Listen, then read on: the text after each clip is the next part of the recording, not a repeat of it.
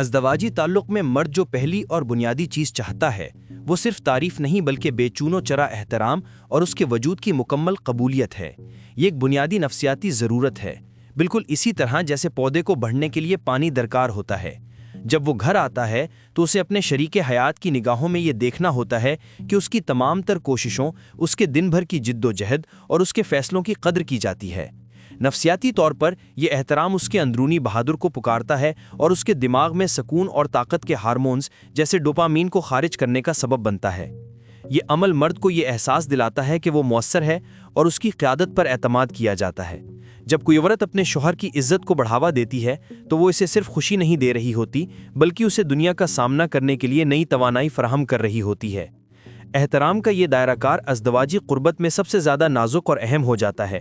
بہت سے مردوں کے لیے ان کی جنسی صحت اور ان کی خود اعتمادی کا براہ راست تعلق اس بات سے ہوتا ہے کہ وہ جسمانی طور پر کتنے مطلوب محسوس کیے جا رہے ہیں۔ جنسی تعلیم کے نقطہ نظر سے مرد کو صرف جسمانی تسکین نہیں چاہیے، وہ دراصل اپنی بیوی کی طرف سے جسمانی تصدیق کی گہری پیاس رکھتا ہے۔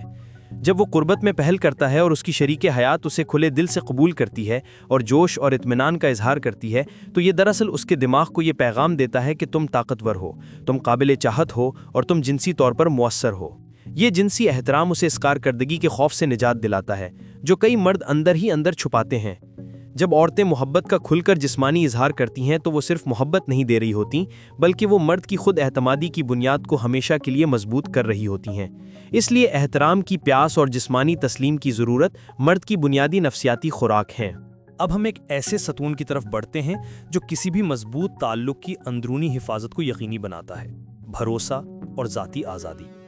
ایک مرد کے لیے یہ محض شک نہ کرنا نہیں ہے، یہ ایک گہرا نفسیاتی معاہدہ ہے کہ اس کی بیوی اس کی صداقت پر یقین رکھتی ہے۔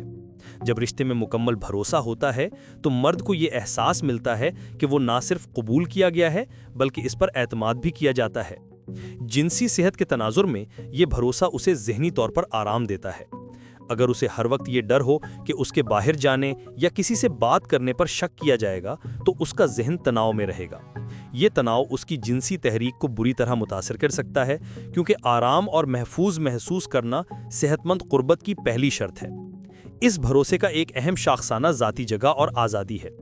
سائیکولوجیکل ہک: مرد کو اپنا آپ قائم رکھنے کے لیے ایک چھوٹی سی دنیا درکار ہوتی ہے جہاں وہ اپنی ذمہ داریوں سے کچھ دیر کے لیے دور رہ کر اپنے شوق یا دوستوں کے ساتھ وقت گزار سکے۔ یہ آزادی رشتے سے بھاگنا نہیں بلکہ واپس رشتے میں تازہ دم ہو کے آنے کی تیاری ہے۔ وہ یہ دیکھنا چاہتا ہے کہ اس کی بیوی اس کی شخصی حدود کا احترام کرتی ہے۔ جب اسے لگتا ہے کہ اس کی آزادی پر مسلسل پابندی لگائی جا رہی ہے تو اس کے اندر فرار کی جبلت پیدا ہوتی ہے جو تعلقات میں کراہت کا سبب بنتی ہے۔ ایک صحت مند رشتہ وہ ہے جو دونوں ساتھیوں کو انفرادی طور پر پھلنے پھولنے کا موقع دے۔ مرد کو یہ احساس چاہیے کہ اس کے ساتھی کو اس کی غیر موجودگی میں بھی اس پر اور اس کی نیت پر یقین کامل ہے۔ اب ہم رشتے کے سب سے گہرے اور نازک پہلو کی بات کرتے ہیں: جذباتی اور جسمانی قربت۔ یہ مرد کی ایک اہم ضرورت ہے کہ اس کی بیوی اس کی سب سے گہری رازدار ہو۔ جب مرد اپنے خوف، پریشانیاں اور ناکامیاں اپنی بیوی کے سامنے کھول کر رکھ دیتا ہے اور اسے بغیر کسی تنقید یا فیصلے کے سنا اور قبول کیا جاتا ہے تو یہ اس کے دماغ میں آکسیٹوسن یعنی جوڑنے والا ہارمون کو جاری کرتا ہے۔ یہ احساس اسے یہ یقین دلاتا ہے کہ یہ رشتہ دنیا کی تمام پناہ گاہوں سے زیادہ محفوظ ہے۔ وہ یہ جاننا چاہتا ہے کہ وہ صرف شوہر نہیں بلکہ اپنی شریک حیات کا بہترین دوست اور قابل بھروسہ ساتھی ہے۔ جنسی قربت اس جذباتی یکجہتی کا جسمانی ترجمان ہے۔ مرد کے لیے یہ محض ایک جسمانی عمل نہیں، یہ محبت، چاہت اور قبولیت کی سب سے اونچی سطح کا اظہار ہے۔